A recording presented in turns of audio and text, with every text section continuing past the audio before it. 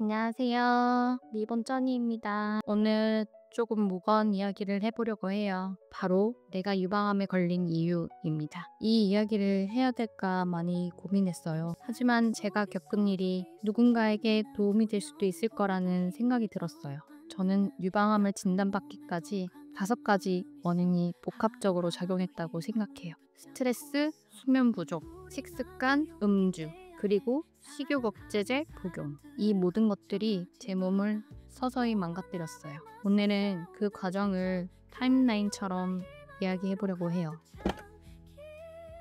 아이를 기다렸지만 쉽게 찾아오지 않아서 난임센터를 다녔어요. 인공수정도 2번, 시험관 시술 1번을 시도했죠. 가베란 유도 주사를 맞고 몸이 많이 힘들었어요. 그러던 중 이식받는 날이 되었어요. 그 와중에 하필이면 저희 병원이 코로나로 코호트 격리에 걸리게 되면서 배아를 낳을 위기에 처했습니다. 그때는 너무 속상해서 엉엉 울었어요. 다행히 의사 선생님의 협의 덕분에 시술을 받을 수 있었고, 그때 생긴 아이가 제 소중한 딸이에요. 임신 후에도 쉽지 않았어요. 프로틴 S 수치 부족으로 매일 배에 헤파린 주사를 맞아야 했어요. 그리고 먹덧이 심해서 이때 아니면 언제 마음껏 먹나 싶어 정말 먹고 싶은 걸 다 먹었어요. 그렇게 25kg가 증가했고, 덕분인지 4.28kg의 건강한 아이가 태어났어요. 출산은 끝이 아니었어요. 육아가 시작되었으니까요. 출산 후 처음 수유코를 받았을 때 그렇게 제가 원해서 아이를 낳았음에도 불구하고 그렇게 모성이 넘치는 엄마는 아니었어요. 기쁘기보다는 두려웠어요. 아이를 어떻게 안아야 되는지, 어떻게 수유를 해야 하는지 전혀 모르겠더라고요. 조리원에서도 모자동실 시간이 되면 불안했고, 자기 전에 이 아이를 어떻게 책임지지? 라는 생각에 눈물이 막 났어요. 지금 생각해보면 산후우울증이었던 것 같아요. 집으로 돌아와서는 본격적인 전쟁이 시작됩니다. 육아를 해보신 분들이라면 다들 아실 텐데, 밤낮이 바뀌고 아이가 잠깐 자고 깨면 저도 같이 깨야 했어요. 그러다 보니 하루 종일 긴 시간의 잠을 자지를 못했죠. 그러던 어느 날 귀에서 삐 하는 이명이 들리더라고요. 그리고 머리가 멍해지는 느낌이었어요. 하지만 여전히 건강은 뒷전이었죠. 그냥 먹고 싶은 걸 마음대로 먹었어요. 주로 달달한 디저트와 군것질을 많이 했던 것 같아요.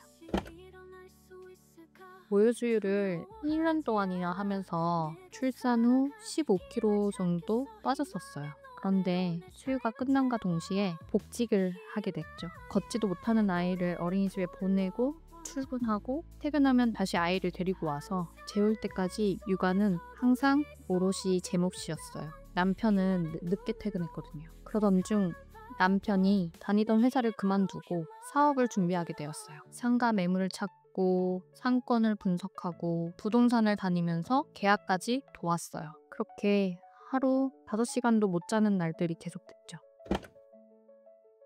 스트레스를 핑계로 다시 술을 마시기 시작했어요. 2년 동안 거의 금주했었는데 한 번 마시기 시작하니까 갈망이 폭발했어요. 일주일에 한 4-5번은 마셨고 안주는 가리지 않고 먹었어요. 배달 음식은 기본에 항상 오징어나 땅콩, 칼로리 높은 음식들을 먹었죠. 그때는 정말 미쳤었죠. 그러다 보니 몸무게가 75kg까지 다시 늘은 거예요. 이제 더 이상은 안 되겠다 싶어서 PT를 등록을 했지만 술과 식습관을 유지한 채로 운동을 하니까 효과가 거의 없었죠. 그때 한 지인이 식욕억제제를 복용한다는 얘기를 듣고 저도 그 식욕억제제의 길로 들어서게 됩니다.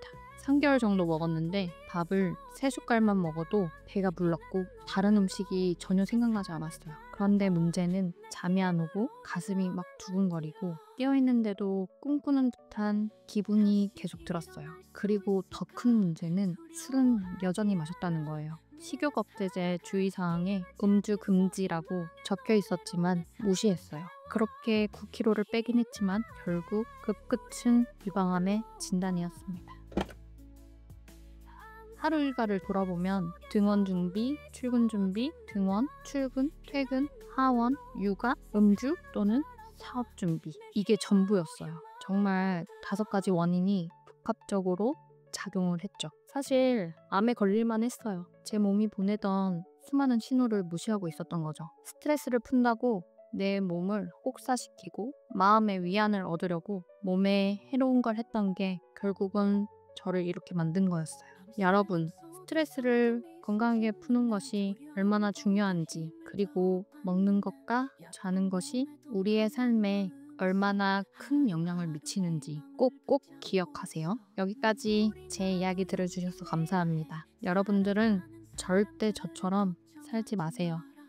구독과 좋아요, 여러분의 생각도 나눠주세요. 그럼 다음 영상에서 만나요.